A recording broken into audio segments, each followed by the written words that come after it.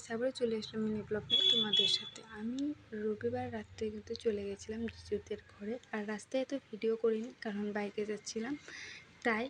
আর ওদিন রাত্রে ভিডিওটা এন্ড করিনি, ভেবেছিলাম একদম মন্দির দেখে তোমাদেরকে ভিডিও এন্ড করবো। তো পরের দিন সকালে কিন্তু ঘুম ভেঙেছিল অনেক জলদি, কারণ ভোলেনাথকে জল ঢালতে হবে। তাই সকলেই স্নান দান সেরে কিন্তু আমরা চলে যাব তামেশ্বর মন্দির।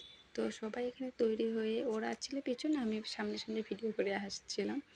তারপর কিন্তু বাইকে বসে করে নিয়েছিলাম, আর দেখতে পাচ্ছ তিনজনকে পুরো স্পিডে বাইকে ছাড়ছিল, আর আমরা সবাই চলে গেলাম তিনজনে মিলে তামেশ্বর মন্দিরে।